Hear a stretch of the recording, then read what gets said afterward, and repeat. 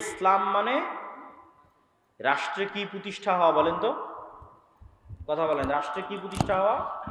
ন্যায় বিচার প্রতিষ্ঠা হওয়া। রাষ্ট্রে ইসলাম প্রতিষ্ঠা হওয়া মানে রাষ্ট্রের ন্যায় বিচার প্রতিষ্ঠা হওয়া। এখন একটা মুসলমান, এটা আল্লাহর নবী ব্র্যান্ডিং করলেন, আমি ব্র্যান্ডিং করিনি। আল্লাহর নবী বলতে পারতেন যে ঈসা আলাইহিস সালাম সারা পৃথিবীর শাসক হবে এবং তিনি সমগ্র পৃথিবীতে পর্দা বাস্তবায়ন করবে, এটা বলেননি। অবশ্যই পর্দা ইসলামী শরীয়তের একটা বড় অনুষঙ্গ, কিন্তু রাষ্ট্রে ইসলামের এটা ব্র্যান্ডিং নয়। তিনি এটাও বলেননি যে রাসূল ঈসা আলাইহিস সালাম সমগ্র পৃথিবীর শাসক হবে এবং সমগ্র পৃথিবীতে সালাত প্রতিষ্ঠা করবে। অবশ্যই সালাত ইসলামের অনেক বড় অনুষঙ্গ, কিন্তু রাষ্ট্রে ইসলামের একমাত্র ব্র্যান্ডিং নয়। রাষ্ট্রে ইসলামের এক নম্বর ব্র্যান্ডিং ন্যায় বিচার প্রতিষ্ঠা করবে। মানে কোনো মানুষের উপর জুলুম হবে না, জিরো জুলুম, 0% জুলুম, শতভাগ ন্যায়, এলো রাষ্ট্র ইসলাম।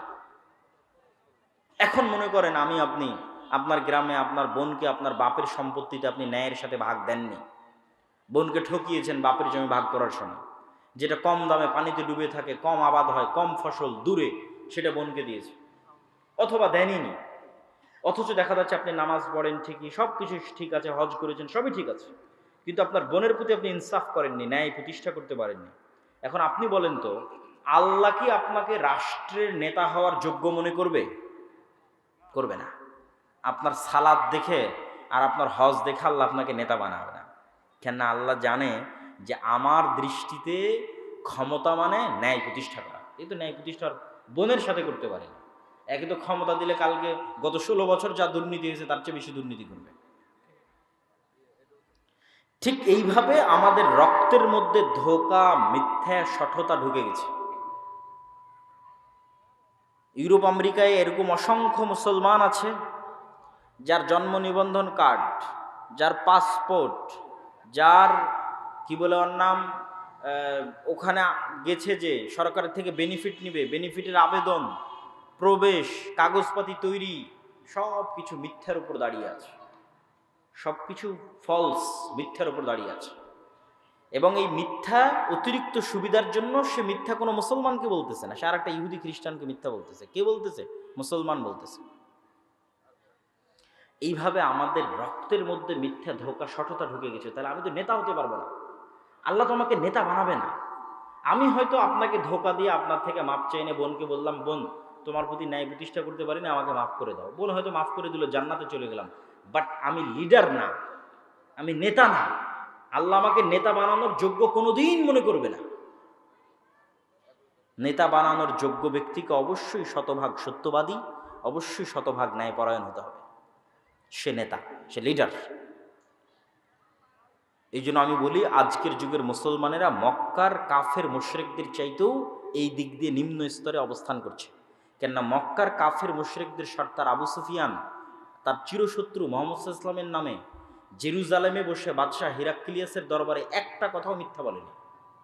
কোনো রেকর্ডার নাই, কোনো লাইভ নাই, কিচ্ছু নাই। আবু সুফিয়ান চাইলে সব কথা মিথ্যা বলতে পারে, কেন? আমার শত্রু। কিন্তু আবু সুফিয়ান লিডার। আরবরা জানেই না যে লিডার কিভাবে মিথ্যা বলতে পারে।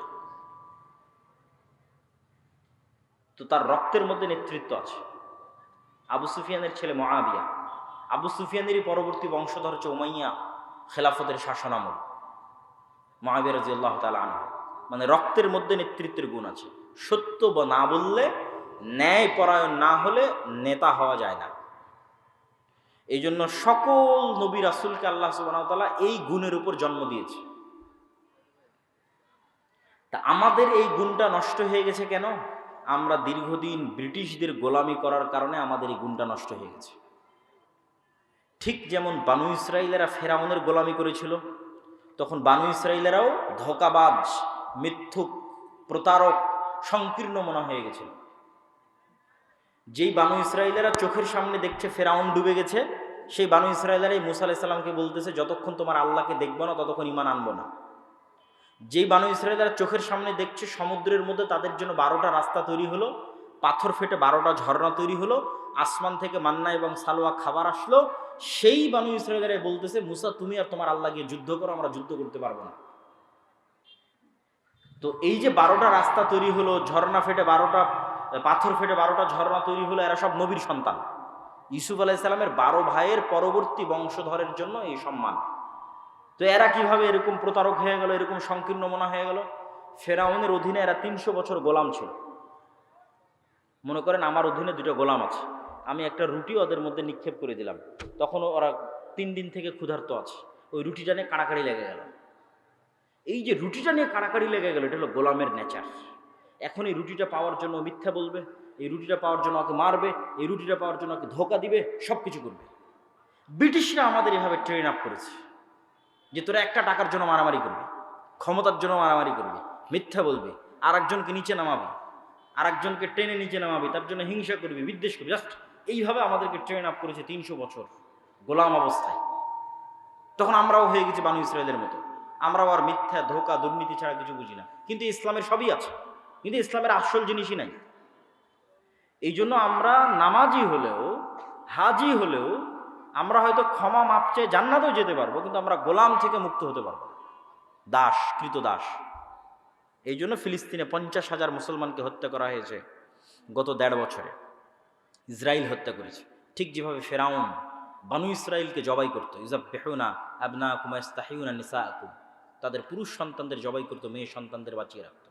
আমাদের অবস্থা ওই জায়গায় পৌঁছে গেছে, কেননা আমাদের নেতৃত্বের গুণাবলী আমরা হারিয়ে ফেলেছি। এই জন্য সুদের বিরুদ্ধে যুদ্ধ লাগবে, এই জন্য শিক্ষা লাগবে। কেননা সুদ মানুষকে মিথ্যা বলা শিখায়। এটা আমি বলছি না, রাসূল সাল্লাল্লাহু আলাইহি ওয়াসাল্লাম বলেছে। রাসূলুল্লাহ সাল্লাল্লাহু আলাইহি ওয়াসাল্লাম প্রত্যেকটা দোয়ায় বলতেন, আল্লাহুম্মা ইন্নী আউযু বিকা মিনাল মা'সামি ওয়াল মাগরাম। আল্লাহ, আমি কর্জ থেকে বাঁচতে চাই, গুনাহ থেকে বাঁচতে চাই। তো কর্জ থেকে বাঁচতে চাই, কিভাবে কর্জ থেকে বাঁচতে চাই? আল্লাহর নবী, আপনি কেন এত কর্জ থেকে বাঁচতে চান? তো রাসূল সাল্লাল্লাহু আলাইহি ওয়াসাল্লাম বলছে, মানুষ যদি আজ কর্জ নেওয়া শুরু করে, কাল মিথ্যা বলা শুরু করবে। তাহলে কর্জ মিথ্যার প্র্যাকটিস দেয়, সুদ ভিত্তিক লোন মিথ্যার প্র্যাকটিস দেয়।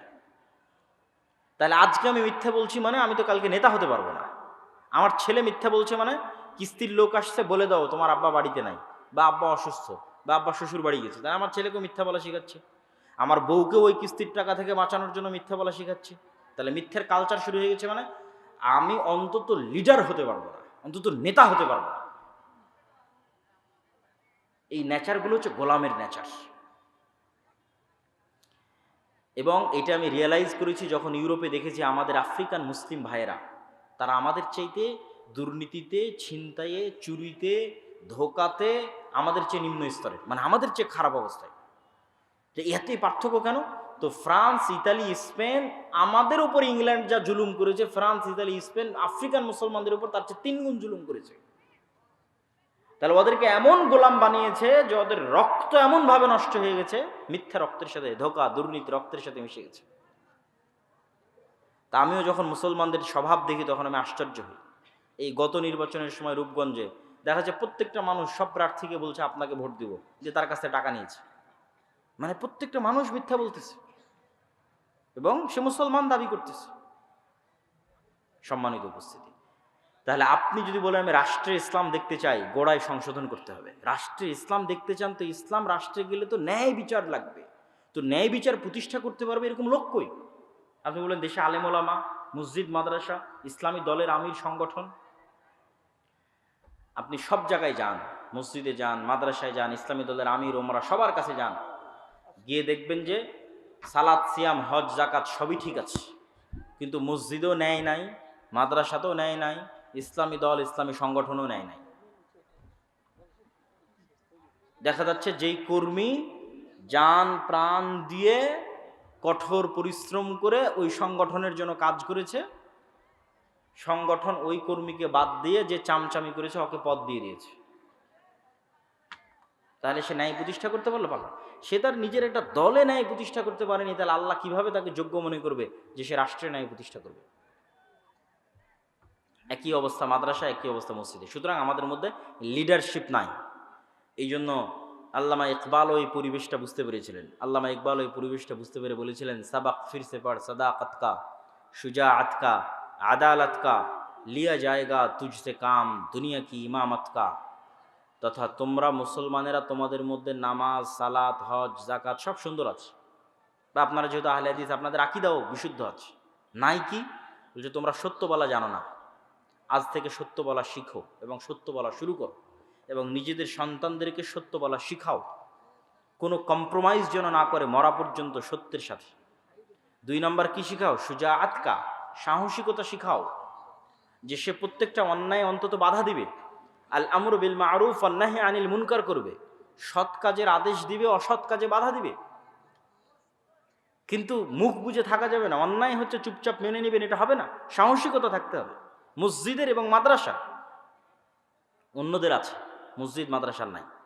আমি এটাই বলতেছি, এইটাই দিয়ে বক্তব্য শুরু করেছিলাম যে মসজিদকে এম্পাওয়ারমেন্ট করতে হবে, মসজিদকে শক্তিশালী করতে হবে, দিনী শিক্ষা প্রতিষ্ঠানকে শক্তিশালী করতে হবে। কোন দিক থেকে শক্তিশালী? বাহিরের এই কাজগুলোতে শক্তিশালী।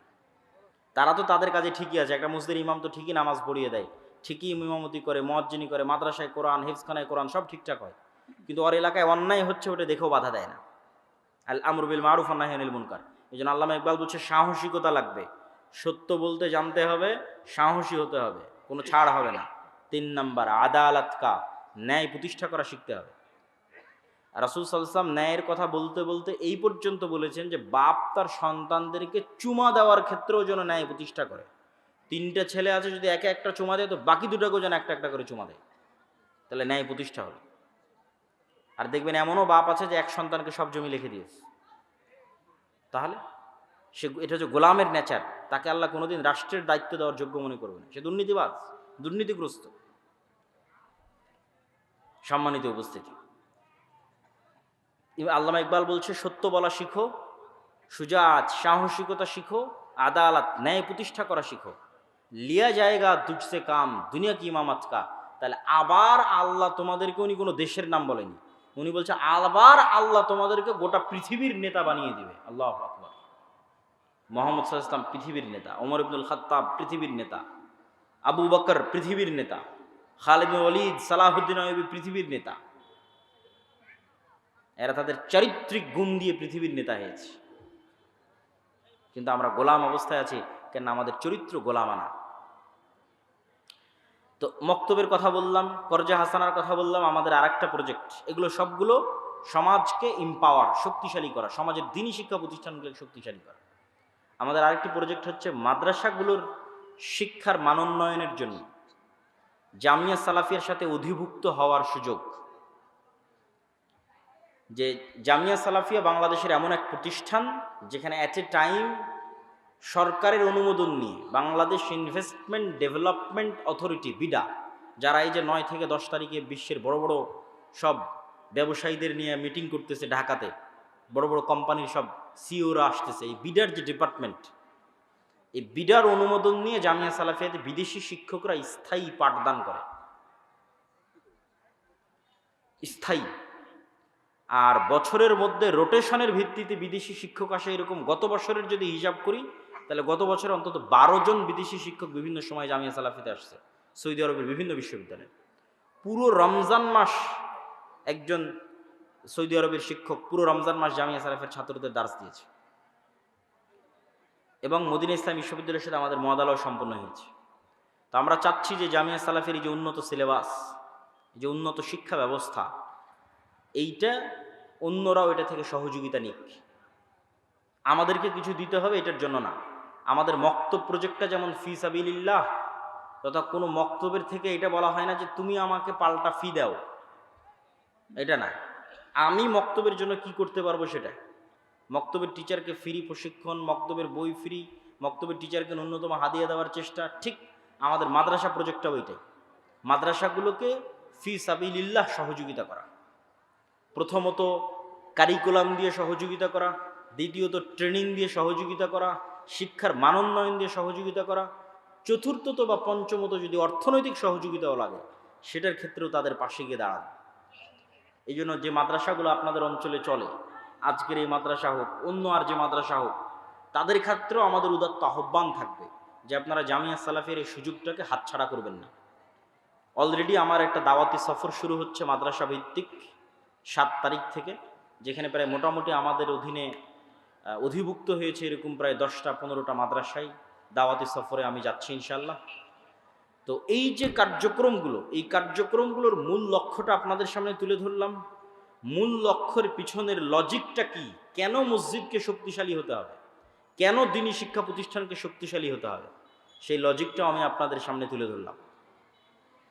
এবং এইটার মাধ্যমে যে সমাজ সংস্কার তৈরি হবে, এই সমাজ সংস্কারের মাধ্যমে যে লিডারশিপ তৈরি হবে, এই লিডারশিপ ভবিষ্যৎ বাংলাদেশকে পরিবর্তন করে দিবে। আপনি কল্পনা করেন যে এখন এই মুহূর্তে বাংলাদেশের প্রত্যেকটা ওসি, বাংলাদেশের প্রত্যেকটা ডিসি, বাংলাদেশের প্রত্যেকটা এসপি, বাংলাদেশের প্রত্যেকটা এসিল্যান্ড, বাংলাদেশের প্রত্যেকটা সাব রেজিস্ট্রার, যত বড় হাজি হোক, যত বড় নামাজি হোক, যে ও তাহাজ্জুদের নামাজ দেখিয়ে, জামাতে ইমামতি দেখিয়ে পাগল করে দিবে, দিয়ে বলবে যে আমি বড় কুতুব হয়ে গেছি, যত বড় নামাজি হাজি হোক, এতটুকু যদি নিশ্চিত করে যে সে তার দায়িত্বের জায়গায় 100% সৎ এবং 100% ন্যায়পরায়ণ, 100% আমানতদার, বাংলাদেশের কোনো রাজনৈতিক দলের ক্ষমতা নাই যে বাংলাদেশে দুর্নীতি করে। সে যত ক্ষমতার অধিষ্ঠিত হোক না কেন, সে যত পাওয়ারফুল হোক না কেন, তাহলে এইরকম একটা প্রজন্ম আমাদের গড়ে তুলতে হবে। বলেন আল্লাহ সুবহানাহু ওয়া তাআলা যেন আমাদের সেই তৌফিক দান করুক, বলেন আল্লাহুম্মা আমিন। সম্মানিত উপস্থিতি, যারা হয়তো শেষের দিকে আসতেছেন, মানে আমাদের এই আলোচনার শেষের দিকে, তারা হয়তো জানেন না যে আজকে আপনাদের, আচ্ছা তার আগে আরেকটি কথা বলি, সেটা হচ্ছে আপনাদের এই শিক্ষা প্রতিষ্ঠানের জন্য আপনাদের দান করতে হবে, এবং আপনাদের মধ্যে হয়তো তারা চাদর নিয়ে যাবে, এবং আমি এখনই নিয়ে যাওয়ার জন্য অনুরোধ জানাবো। তবে তার আগে 2 মিনিট একটা কথা শুনে। আমরা রমজানে ফেতরা দিয়েছি না? আপনারা ফেতরা দিয়েছেন না দেননি? ফেতরা দিয়েছেন। ফেতরা দিতে হয় কেন, হাদিসটা জানেন? রাসূল সাল্লাল্লাহু আলাইহি ওয়াসাল্লাম বলছেন যে ফেতরা তুমি দিচ্ছ তোমার রমজানের মধ্যে যে ভুল ত্রুটি হয়েছে সেই ভুল ত্রুটির কাফারা। আর একটা মাসলা তো আপনারা সবাই জানেন যে রমজানের দিনের বেলা যদি কেউ স্ত্রীর কাছে যায়, তাহলে হয় একটানা 60 দিন রোজা রাখতে হয়, নাহলে 60 জন মিসকিনকে খাওয়াতে হয়, নাহলে একটা গোলাম আজাদ করতে হয়। তো 60 জন মিসকিনকে খাওয়াতে কি লাগে বলেন তো? কি লাগে? টাকা লাগে। অথবা একটা গোলাম আজাদ করতে কি লাগে? টাকা লাগে। তাহলে দুনিয়াতে একটা হুকুম অমান্য করার জরিমানা আল্লাহ আদায় করতেছে টাকা দিয়ে। কথাটা আমার বুঝেন, যে দুনিয়াতে আপনি আল্লাহর একটা বিধান লঙ্ঘন করেছেন, তো আল্লাহ দুনিয়াতে জরিমানা আদায় করতেছে কি দিয়ে? একটু বলেন তো কি দিয়ে আদায় করতেছে? টাকা দিয়ে আদায় করতেছে। এই টাকা দিয়ে জরিমানা আদায়ের সুযোগ কিয়ামতের মাঠেও থাকবে। মানে কোনো একটা ভুল করেছেন, আপনি জানেন না কার নামে গীবত করেছেন, কার নামে অপবাদ দিয়েছেন, কোথায় কবে নামাজ ঠিক মতো হয়নি, কোথায় কবে জাকাত ঠিক মতো দেননি, এগুলো সবগুলো জরিমানা দিয়ে কাভার দেওয়া যাবে। সেই জরিমানাটা কি? আগেই এখনই বেঁচে থাকতে পরকালের জন্য সেভিংস জমা রাখতে হবে দান করে। কিয়ামতের মাঠে যখন বিপদে পড়বেন, দেখবেন যে এখানে এটা ঠিক নাই, ওখানে কি আমার নামে বিচার দিয়ে বসে আছে যে তুমি তো আমার ওইটা মেরে দিয়েছিলে, আমার নামে গীবত করেছিলা, তখন ওই যে সেভিংসে দান আছে ওখান থেকে জরিমানা আদায় হবে। জরিমানা আদায় হবে আর আপনি বেঁচে গিয়ে জান্নাতে চলে যাবেন। বলেন আল্লাহু আকবার। এই জন্য শায়েখ আব্দুর রাজ্জাক বিন ইউসুফ বলেছে দান হচ্ছে সবচেয়ে শক্তিশালী ইবাদত। তো তার দুনিয়াতে একটা উদাহরণ দেখালাম, আর পরকালে তো দেখবেনই যারা দানবীর, দানশীল, তারা তাদের দানের ক্ষমতা কিয়ামতের মাঠে দেখবে। তো দুনিয়াতেই তো আল্লাহ টাকা দিয়ে জরিমানা দিয়ে আপনার গুনাহ মাফ করে দিচ্ছে, তো পরকালেও আপনার গুনাহ মাফ হওয়ার রাস্তা থাকবে, ইবাদতের খাংতি পূরণ করার রাস্তা থাকবে টাকা দিয়ে, কিন্তু সেই টাকাটা এখনই দান করে যেতে হবে। তো আজকের এই প্রতিষ্ঠানের উন্নয়ন কল্পে আমি আপনাদের সকলকে উদাত্ত আহ্বান জানাবো যে আপনারা আজকের এই প্রতিষ্ঠানের উন্নয়ন কল্পে যে বৈঠকি দান, এই বৈঠকি দানে আপনারা অংশগ্রহণ করবেন, এবং এই বৈঠকি দান সংগ্রহ করার জন্য আমি স্বেচ্ছাসেবক ভাইদেরকে উদাত্ত আহ্বান জানাচ্ছি। আপনি আরেকটা জিনিস, আপনি এটা মনে করবেন না যে আমি এই মাদ্রাসাকে দিলাম না তার মানে মাদ্রাসাকে বঞ্চিত করে দিলাম, না। আপনি বঞ্চিত হয়ে গেলেন এরকম একটা ভালো কাজ থেকে। এটা না যে মাদ্রাসা বঞ্চিত হয়ে গেল, যে যা ওকে টাকা দিলাম না ও বঞ্চিত হয়ে গেল, না। আপনি বঞ্চিত হয়ে গেলেন এত বড় একটা ভালো কাজ থেকে, মাহরুম হয়ে গেলেন। অতএব মাহরুম হবেন না। রিক্সা চালক হন, ভ্যান চালক হন, যে যেখানে যে অবস্থায় আছেন, সে নিজেকে মাহরুম না করে এরকম একটা কল্যাণকর কাজে সম্পৃক্ত থাকার গর্বে গর্বিত হন। শেষ কথা, যারা হয়তো শেষের দিকে এসেছেন তারা হয়তো জানেন না, আমি এখানে যারা ঈশার সালাত আমাদের সাথে আদায় করেছে তাদের সামনে আমি বিস্তারিত ঘটনা তুলে ধরেছি। আপনাদের শ্রদ্ধেয় শায়েখ আব্দুর রাজ্জাক বিন ইউসুফের বিষয়টি আপনারা তাদের থেকে শুনে নেবেন। সারমর্ম কথা হচ্ছে তিনি শারীরিক অসুস্থতার কারণে ইচ্ছা থাকা সত্ত্বেও আপনাদের এই অনুষ্ঠানে উপস্থিত হতে পারেননি। আর আমিও চাইতাম যে আমি সঠিক সময়ে উপস্থিত হই, সঠিক সময়ে আলোচনা করি, কিন্তু আমার আগে থেকে যেহেতু আজকের ঘটনা এরকম ঘটবে, এটা তো আর আমাদের ভবিষ্যৎ তো আর আমরা জানি না, ভবিষ্যৎ জানে আল্লাহ। তো আমারও আর একটা প্রোগ্রাম আছে চাঁপাইনবাবগঞ্জে, সেখানেও সঠিক সময়ে পৌঁছা আমার জন্য অনেক রিস্ক, অনেক চ্যালেঞ্জিং। তারপরেও আল্লাহ সুবহানাহু ওয়া তাআলার উপর ভরসা করে হয়তো আমরা কিছুক্ষণের মধ্যে রওনা দিব। এই জন্য আপনারা যারা এখানে উপস্থিত হয়েছেন তাদের সকলকে এই প্রতিষ্ঠানের জন্য আজকে সহযোগিতা করেন, আজ না পারলে ওয়াদা দেন যে আপনারা ভবিষ্যতে সহযোগিতা করবেন। এই সহযোগিতার মানসিকতা এবং অন্তর থেকে দোয়া যে আল্লাহ সুবহানাহু ওয়া তাআলা এই প্রতিষ্ঠানকে কবুল করুক, বলেন আল্লাহুম্মা আমিন। এই প্রতিষ্ঠানের কাজকে সহজ করে দিক, বলেন আল্লাহুম্মা আমিন। শ্রদ্ধেয় শাইখ আব্দুর রাজ্জাক বিন ইউসুফকে আল্লাহ সুবহানাহু ওয়া তাআলা সুস্থতা এবং নেক হায়াত দান করুক, বলেন আল্লাহুম্মা আমিন। এবং তার যে খিদমাতগুলো আছে, জামিয়া সালাফিয়া থেকে শুরু করে বিভিন্ন যে খিদমাতগুলো আছে, এই খিদমাতগুলোকে আল্লাহ সুবহানাহু ওয়া তাআলা কবুল ও মঞ্জুর করুক এবং এগুলোতে বরকত দান করুক, বলেন আল্লাহুম্মা আমিন। এবং আপনাদেরকে সর্বশেষ আদ-দাওয়া ইলাল্লাহর মক্তবের কথা বললাম, আমাদের কর্জা হাসানা প্রজেক্টের কথা বললাম, আমাদের মাদ্রাসা ভিত্তিক অধিভুক্তির কথা বললাম। শেষ আরেকটা কথা, মাসিক আল ইতিসাম। জানি না আপনারা মাসিক আল ইতিসামের সাথে পরিচিত কিনা। মাসিক আল ইতিসামের লাস্ট কয়েক মাসেরও যদি সম্পাদকীয় পড়েন তাহলে অন্তত আপনি অনেক বিষয়ের দিক নির্দেশনা পাবেন। যেমন এই যে গণতন্ত্র, এই মাসের সম্পাদকীয়তে পাবেন যে গণতন্ত্র কেন একটা ব্যর্থ সিস্টেম, তার 5টা কারণ তুলে ধরা আছে। প্রকৃত গণতন্ত্র কেমন হতে পারে তার রূপরেখা তুলে ধরা আছে। এইরকম বিভিন্ন চলমান গুরুত্বপূর্ণ বিষয়ে স্পষ্ট দিক নির্দেশনা এবং জ্ঞানীগুণী ব্যক্তিদের লেখনী আমি নিজেই প্রতি মাসে লিখি। এই জন্য আপনাদের কাছে উদাত্ত আহ্বান থাকবে যে মাসিক আল ইতিসামের মতো একটা পত্রিকা, যার ফতোয়া বোর্ডে দেশি বিদেশি আলেমদের সমন্বয় হয়, মানে বাংলাদেশের একমাত্র ফতোয়া বোর্ড যেখানে শুধু দেশের আলেমরা থাকে না, বিদেশি জামিয়া সালাফিয়া বানারসের জামিয়া সালাফিয়ার মুহাদ্দিস থাকে ফতোয়া বোর্ডে। তো এইরকম একটা উন্নত ফতোয়া বোর্ড দ্বারা যে ফতোয়াগুলো পাবলিশ হয়, সেই পত্রিকাকে আপনারা মূল্যায়ন করবেন, জামিয়া সালাফিয়াকে মূল্যায়ন করবেন, আমাদের যাবতীয় সকল কার্যক্রমকে মূল্যায়ন করবেন।